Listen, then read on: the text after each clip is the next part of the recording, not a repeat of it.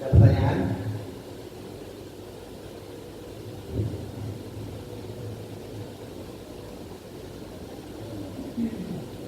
Ya, kalau ada pertanyaan kita sambung sedikit lagi. Oh iya, silakan. Terima kasih. Luar biasa, silakan. Assalamualaikum.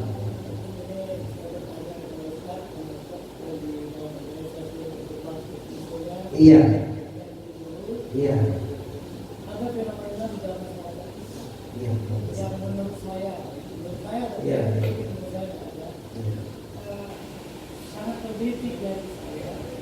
Itu ada yang kita laksanakan di dalam masyarakat. Iya. Itu menurut saya Iya. sama dengan tidak yang Iya. ada orang kalau tidak puasa itu yang dia. Iya. Ada dalilnya. Ada dalilnya. Tapi enggak sholat, tinggal sholat, ya Iya. itu masih bisa bayar kafarat. Iya. Itu yang saya dari tidak ada. Iya. Sementara saat itu Iya. sampai Satu kewajiban. sarapun, Iya. sarapun, Sampai kita mau meninggal iya, masih wajib. bisa dengan kedipan mata atau dengan hati. Jadi pada mata makan hati sekali itu bisa. Tapi didakwakan bahwa ini ada hadis. Hadisnya kalau saya tidak salah disebutkan itu dan kemudian saya lupa malam nanti jangan salah ya Ya. agama. Iya. Saya tidak percaya itu. Apakah saya benar tidak percaya itu atau gimana? Iya. Luar biasa. Ini pertanyaan yang sangat bagus sekali. Luar biasa. Memang Pak Sekda atau Pak Resmi ini adalah orang yang sangat paham dalam hal yang beliau di kandang dulu juga banyak itu dan aktif dalam setiap pengajian. Saya bangga sekali. Jadi luar biasa pertanyaan beliau dan ini memang sebetulnya benar Pak Resmi. Mau boleh bayar itu? Iya. Luar biasa. Jadi kita jelaskan dulu tentang fenomena ini. Jadi fenomena yang menganggap bahwa kita boleh tidak sholat karena nanti bisa bayar kafarat ini adalah fenomena yang salah. S-A-L-A-H salah. Kenapa? Sholat itu adalah suatu kewajiban yang sangat mutlak dan dilakukan setiap hari bagi seorang Islam. Bahkan ingat tiap agama tanpa sholat agamanya tidak mungkin bisa berdiri. Dia puasa, dia zakat, dia pergi haji, umrah bolak-balik, sholat enggak, hancur. Karena nggak ada dia. As-sholatu imaduddin, sholat itu dia. Dan awwalu ma yuhasabu bihi al-'abdu yaumil qiyamah as-sholat. Pertama hal yang ditanyakan kepada kita di hari kiamat sholat. Kalau sholat kita benar, aman, insya Allah masuk surga. Walaupun yang lain kurang-kurang sedikit. Kalau sholat kita nggak benar, hati-hati. Masih banyak yang ada di dicek. Karena sholat itu yang pertama dicek. Dan sholat persis seperti Pak Das bilang, luar biasa pada teman-teman sekalian. Memang luar biasa. Sholat itu ada waktunya. Sholat zuhur masuk waktunya hari ini 12.34 selesai. Berakhirnya waktu asar sebentar lagi jam 15:42 itu masuk waktu asar. Berarti waktu sholat zuhur itu di situ. Boleh keluar, boleh sholat zuhur jam 4, enggak boleh. Boleh sholat zuhur jam 5, enggak boleh. Dalilnya dari mana? Inna sholata kanat 'alal mu'minina kitaban mawquta. Sesungguhnya sholat di atas orang beriman adalah kewajiban yang berwaktu. Artinya punya waktu. Nah, lalu begitu sholat ini kita lakukan atau kita lakukan tiba-tiba ada satu hari kita tertinggal. Misalnya hari ini kita ngaji, lalu kita begitu masuk sudah ada ustaznya, kita lupa belum sholat zuhur, itu sudah asar-asar. Tapi saya belum sholat zuhur tadi rupanya, lupa saya. Atau ada tamu, lama tamu datang tiba-tiba kita tinggal sholat. Atau apa yang kita lakukan? Begitu kita tinggal sholat, kita melakukan dosa besar. Sholat yang tidak dilakukan dalam waktunya merupakan dosa besar. Bahkan kalau kita ingkari kewajibannya, maka kita halal wajib ini, kita keluar dari Islam. Hai anak sembahyang. lagi tak lu wajib sembahyang, itu murtad, keluar dari Islam, ahli darah jin qolatu. Al-farqu bainal muslimi wal kafiri as-shalah, as-shalah. Perpisahan antara orang kafir dan Islam adalah meninggalkan sholat. Nah, begitu kita tidak sholat di waktunya, kalau kita melakukan ini di luar waktu, kita dosa besar. Karena kita sudah meninggalkan sholat, tapi tidak kita lakukan, kita punya kewajiban. Sholat ini kan kewajiban. Contoh lainnya, kita punya utang. Tunggu punya utang sama saya, ataupun saya punya utang sama Tunggu. Tunggu belum utang petrol, saya berutang sama Anda 100.000 rupiah. Lalu janji, boleh Anda berutang sama saya 100.000, tapi jangan lupa tanggal 3 bulan 9 bayar ya. Oke, siap. Jangankan tanggal 3, tanggal 2 atau bayi, gampang ya. Kita yang utang, pastinya menggampangkan itu. Tiba-tiba tanggal 3 nggak saya bayar, tanggal 4 nggak saya bayar. Saya baru sempat penjara lagi tanggal sekian ini. Tanggal 18 ini baru sempat saya datang, 15 hari saya terlambat. Saya salah atau tidak? Salah. Dosa atau tidak? Dosa. Karena saya sudah melanggar kewajiban saya. Permasalahannya tunggu jumpa saya sekarang. Utangnya mau saya bayar apa enggak? Masa bayar lagi? Walaupun terlambat, dia terlihat dari nol. Walaupun ya kan, utangnya tetap mau dibayar kan? Walaupun belum, walaupun Anda marah sama saya salah, tapi maunya utangnya dibayar apa enggak? Bayar. Utangnya 100.000 itu tetap harus dibayar. Bukan berarti waktunya sudah lewat, enggak harus dibayar lagi. Enggak lewat lagi aja, tapi yang apa yang ini? Ada lagi ya.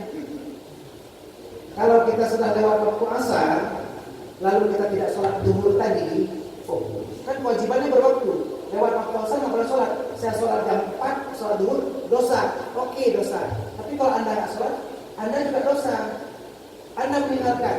Kita selama dari umur 15 tahun jilid ke bangsat. Umur 20 tahun jilid ke kaplat. Umur 60 tahun masuk penjara. Baru rencana mau taubat. Selama ini kita tinggal sholat. Kita dosa kalau kita sholat sekarang. Enggak kita sholat, lebih dosa lagi. Karena kewajibannya tidak dibayar. Anda sholat sekarang, jam 4 Anda sholat di waktu asar, baru sholat zuhur.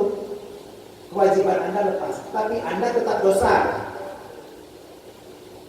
Sembahyang subuh meninggal. Sembahyang dino adalah wajib, tapi tetap dosa. Dan pahala tidak sama. Kita puasa Ramadan, pahalanya luar biasa Allah berikan. Tinggal puasa Ramadan kita qada sekarang. Belah wajib, tapi pahalanya tidak sama. Puasa Ramadan banyak sekali fadilahnya Allah berikan. Puasa sekarang qada belah wajib oke. Untuk sama pahala tidak. Jadi kewajiban itu tetap harus dibayar. Tapi kita dosa ya. Caranya gimana dengan dosa? Taubat. Tanpa taubat, itu baru sembahyang tanpa kita taubat. Kalau sembahyang dulu kita nggak taubat, dosanya nggak hilang. Nah, cerita tentang kafarat. Apakah sholat yang sudah tertinggal kita dapat bayarkan kafarat? Jawabannya tidak. Kenapa? Dalil tentang itu kecil sekali, berbaik sekali di sini. Jadi Anda yang sekarang tinggal sholat dari umur 15 tahun, umur 20 tahun, caranya bagaimana? Qada. Dosa tetap, iya dosa tetap. Taubat, qada untuk bayar utang. Yang taubat tetap harus. Jadi tidak cerita bayar masalah, oh saya banyak duit, ini tolong Pak Sipil menyerah saya bayar 20 juta untuk fidyah saya, kafarah saya bayar sembahyang. Saya bayar ya sekarang sama Pak Dasni, saya kasih 20 juta, saya harus sholat lagi ya. Tidak.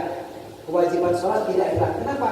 Seperti Pak Dasni bilang, sampai kita sakit sekalipun, nggak sanggup berdiri duduk, nggak sanggup duduk tidur, nggak sanggup tidur dengan hati pun, dengan isyarat pun, masih wajib sholat sampai mau memisahkan kita. Selama raga kita belum berpisah dengan nyawa kita, tetap wajib sholat. Paham? Nah, ini ceritanya. Walaupun kita meninggal di badan hari wajib. Jadi kafarah sholat pertama harus saya jelaskan. Paham ya satu ya? Sholat wajib berwaktu. Sholat keluar waktu hukumnya haram. Qada tetap harus lakukan karena untuk menutup hutang. Kafarah sholat tidak bisa meninggal sholat. Lalu cerita pada si barusan, apakah kafarah sholat yang dibayar oleh ahli waris bisa menutupi pahala sholat kita, di sini ada dua pendapat. Dan menurut cerita tadi, hadis dhaif yang cerita tentang kafarah itu, ini tidak bisa membayar. Tapi kenapa kita tetap lakukan? Kenapa ada sebuah tradisi di masyarakat mentana dilakukannya? Karena ini kecoki dengan puasa. Di puasa bercerita. Jadi kalau kamu sakit, wa in kuntum maridan aw ala safarin, fa'iddatun min ayyamin ukhra. Suruh ganti dengan hari yang lain. Kalau kita dalam keadaan sakit yang tidak sanggup berpuasa lagi, maka kita disuruh bayar fidyah. Kita tinggal puasa tahun depan kita bayar, kita kena kafarah untuk puasa. Cerita sholat tidak ada. Nah, ini sebagian ulama mengkiaskan sholat dengan puasa, dan juga ini dilakukan untuk menganggap membayar utang. Apakah ini bisa? Secara dalil tidak ada. Kita putuskan tidak ada. Tapi apakah ini boleh kita lakukan? Anda boleh lakukan ini atau bersedekah atas nama orang tua, dan mudah-mudahan ini bisa menjadi pengganti daripada amalan dia. Contoh ini, penambah amalan, bukan pengganti sholat ya, penambah amalan. Hari ini beliau punya amalan, ini timbangan amal. Ada kebaikan, ada keburukan. Di sini ada timbangan kebaikan dan ada keburukan. Timbangannya sama. Lalu beliau tinggal sholat. Tinggal sholat ini merupakan suatu dosa besar. Tinggal sholatnya jatuh di sini. Dan beliau lebih berat di sisi keburukan, karena beliau punya dosa tinggal sholat. Di satu sisi kita bersedekah dan hadiahkan pahala ke beliau. Ini menjadi suatu tambahan amalan di sini. Yang kita harapkan, semoga tambahan amalan ini bisa membuat timbangan beliau lebih berat. Itu saja yang diharapkan.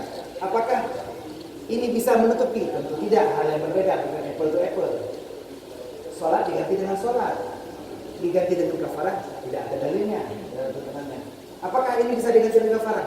Bukan mengganti Anda sedekah untuk orang si mayat. Untuk itu tadi kita harapkan ini menambah timbangan kebaikan beliau dan bisa membuat beliau mudah-mudahan agak sedikit berkurang di rumahnya.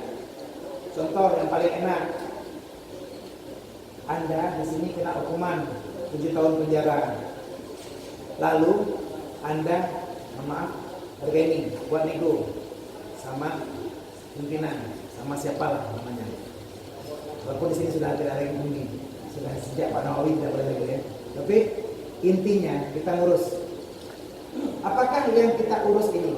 Kita bawa sabu-sabu 1 kilo, kita urus, kita kasih duit 40 juta.